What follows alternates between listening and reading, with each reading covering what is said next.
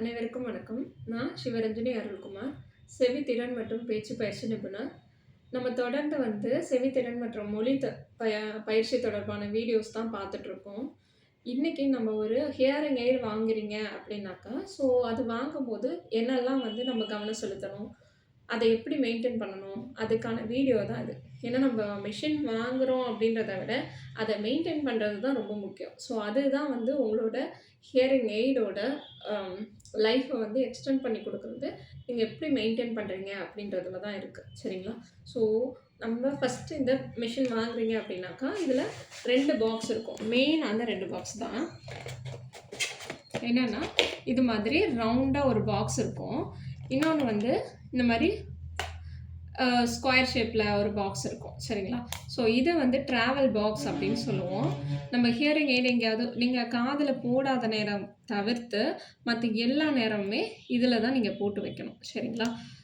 இன்னொன்று இந்த ரவுண்டாக இருக்குல்ல இந்த பாக்ஸு, இது என்ன பண்ணோம் அப்படின்னா நைட்டு நம்ம இந்த பாக்ஸில் கழட்டி வைக்கணும். உங்கள் மெஷினில் உள்ள ஈரப்பதம் எல்லாத்தையுமே இந்த பாக்ஸில் இருக்க சிலிக்கா ஜெல் உறிஞ்சிக்கும். ஸோ மெஷினில் தண்ணி இருக்குது அப்படின்னாக்கா உங்களோட மெஷின் சீக்கிரம் ஸ்பாயில் ஆக சான்சஸ் இருக்குது. ஸோ அந்த மாய்ஸ்சரை உறிஞ்சிக்கிறதுக்கு மெயின் இந்த பாக்ஸ் தான். சரிங்களா? ஸோ இது ரெண்டுலேயுமே வைக்கும்போது நீங்கள் பேட்ரி டோர் ஓப்பன் பண்ணி இந்த பாக்ஸை இப்படி க்ளோஸ் பண்ணி தான் வைக்கணும். ஏன்னா நிறைய பேர் பாக்ஸில் வைக்க சொன்னீங்க, ஓப்பனில் வைக்க சொன்னீங்கன்னொடனே பாக்ஸையே மூடாமல் ஓப்பன்லாம் பண்ணி வைப்பாங்க. ஸோ அதெல்லாம் பண்ணக்கூடாது. சரிங்களா? க்ளோஸ் பண்ணி தான் வைக்கணும். இன்னொன்று அது கூட உங்களுக்கு என்ன இருக்கும் அப்படின்னாக்கா இந்த ப்ரஷ் இருக்கும். இந்த ப்ரஷ் எதுக்கு அப்படின்னாக்கா, ஸோ இந்த கேப்ஸ் எல்லாம் இருக்குது இல்லையா, அந்த ஹியரிங் எய்டில் இருக்கிற கேப்ஸ் எல்லாமே க்ளீன் பண்ணுறதுக்கு. ஸோ இந்த இடத்துல தென் இந்த க்ளோஸ் பண்ணியிருக்கு இல்லையா, இந்த இடத்துலலாம் க்ளீன் பண்ணணும்.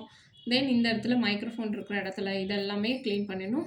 ஒரு பனியன் கிளாத் இருக்குது அப்படின்னாக்கா நீங்கள் இதை வச்சு ஈரப்பதம் இல்லாமல் எந்த தண்ணியும் தொடாமல், லிக்விட்ஸ் எதுவுமே தொடாமல் நீங்கள் அதை தொடச்சி வைக்கணும். சரிங்களா?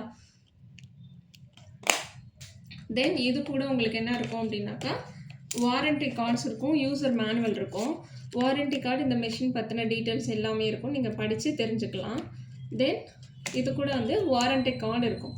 மோஸ்ட்லி ஹியரிங் எய்ட்ஸ்க்கு 2 இயர்ஸ் வாரண்டி இருக்கும். சரிங்களா? ஸோ இந்த வாரண்டி கார்டு ரொம்ப முக்கியம். ஸோ இது கரெக்டாக வாங்கிக்கோங்க.